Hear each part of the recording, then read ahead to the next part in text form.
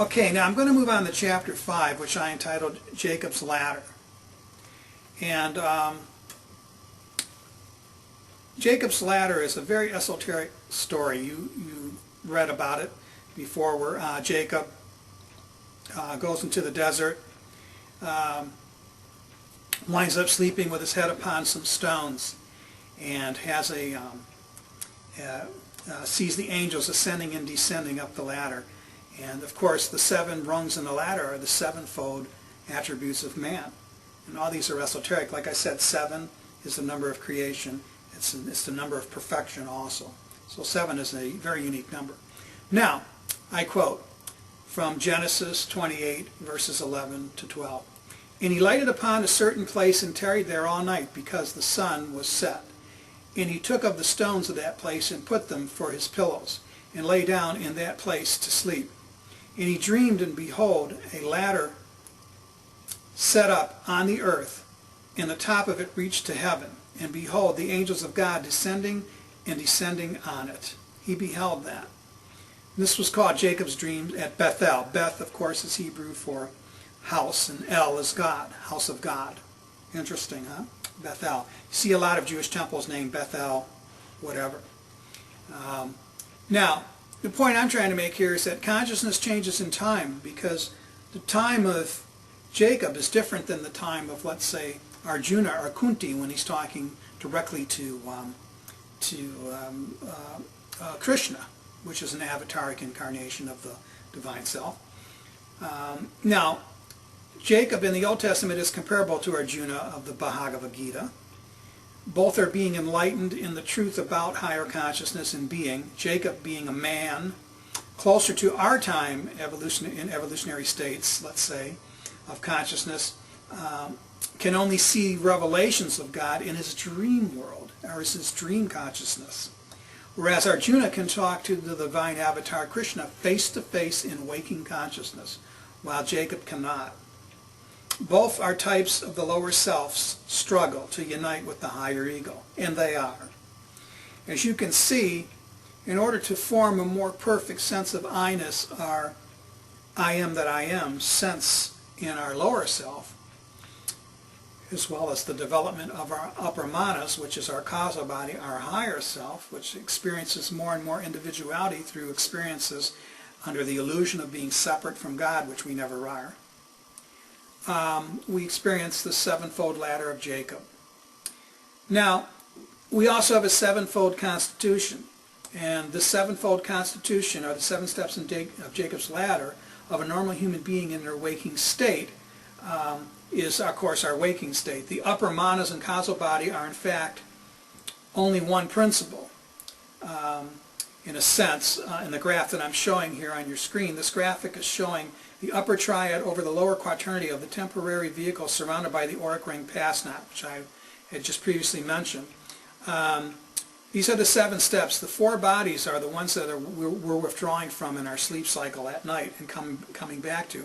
In a sense, we die and are reborn every day.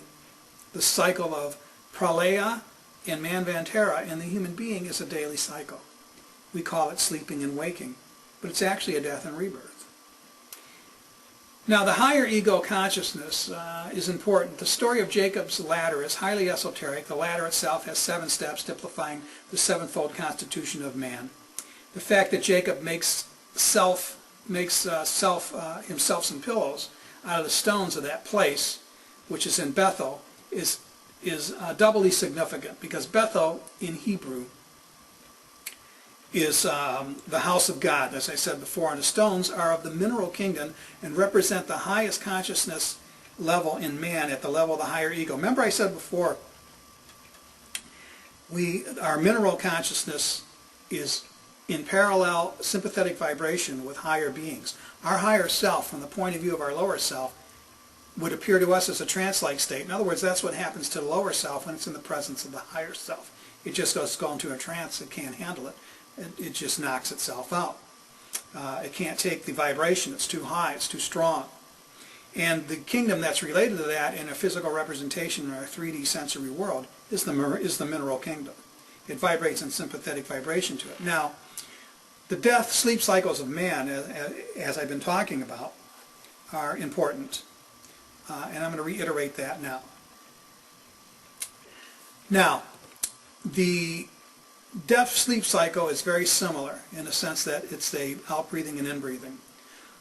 What I'm showing in my little graph is the 4 key states of consciousness currently experienced by the average human beings during their sleep cycle. Starting on the left of this graph, with the waking state, there is a constant movement and withdrawal of the higher ego back to its realm when sleep begins.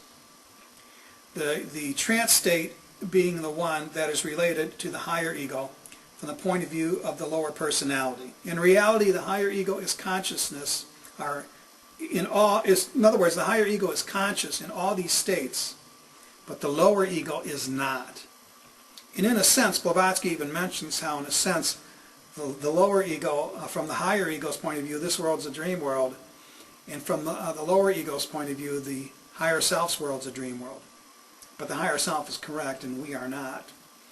Now, as you can see in the graph, the trance-like state shows a great extrapolation, showing the higher monad being extrapolated way up in consciousness as it withdraws. And it needs to do that. It needs to get away from us and recharge itself and whatever it does in its own higher realms, which are the higher mysteries which have never been taught, have never been printed, and nobody's ever spoke about them publicly, and nobody knows what they are. But the higher ego has its own evolution separate from the lower ego that goes through this chain of rebirth. Think about that. Now, the masters in the Buddha, the masters are able, at different levels, so you have different levels of masters, are able to actually stay awake at these different levels of consciousness. Now, your lower body is your, of course, physical body, but just above that is the Nirmanakaya, or this etheric body. Now, a master can actually leave his physical body behind and appear before you in his lower Nirmanakaya, which is his etheric body, very refined, very developed.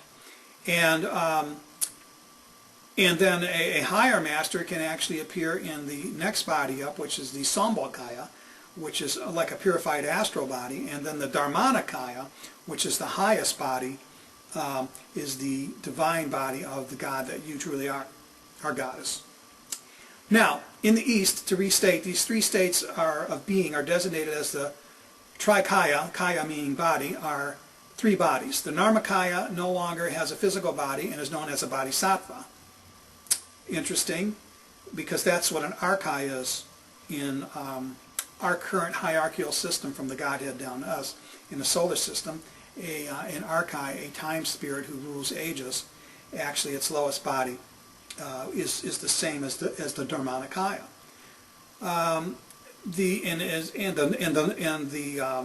The Sambhogakaya has the lowest purified body, is the astral body, which is what an angel is, and the Dharmanakaya, like I said, has a causal body as its lowest body, and that is the archai. So a master who is in his etheric body is on the level of an angel, or what an angel would be like, who was an angel in the last evolution, who now is an angel, I mean a human in the last evolution who's an angel now. So you have the Nirmanakaya, which is minus the physical body, which a master can have, both living and dead. And a master can finally cast off the physical body and just walk in the phantom, or the resurrected etheric body, which is esoteric Christianity. And can appear and disappear, it never ages. And a master will begin to work in those realms, the etheric realms, to help humanity. A higher in the angelic realms is called Sambhogakaya, the archangel realm. You have higher masters and beings that work there, who never come lower than the astral, and then you have those who have made it just about to the end of our evolution, which would be in globe G, the 7th globe here, and in the Dharmanakaya, which is the divine body. And that ends our evolution on the Earth cycle, but that's not going to happen for quite a while. Now, the 4 states of consciousness are important because we got to look at it from our perspective. We have to look at it from where we're living. Where we're living is here. We're living in this physical world. We've got to do something that makes sense to us. Now, yogis and Zen Buddhist monks have been wired up to electronic machines, and their brainwaves have been measured. It takes 1 minute, about 1 minute, for monks with over 20 years meditational experience to actually reach the alpha state of consciousness, which is related to the REM state or dreaming state. That's all it takes them. And they are conscious in that state. Now, have you ever woken up in a dream? And for how long can you stay conscious that you're dreaming? I don't know, couple seconds, and then someone pushes your button and you're back in the dream like watching a movie. You forget it's a movie. You become part of the movie takes over. Same thing with dreams. Now, on the chart that I've shown you here, you have the waking state, which is the beta state, and it measures about 14 to 21 cycles per second. The alpha state is the dreaming state we just mentioned, which measures about 7 to 14 cycles per second that they can measure. And the theta state, or theta, 4 to 6 cycles per second, that's the dreamless sleep. And the delta state, which is the highest state, is 1/4 to 4 cycles per second, trance-like state.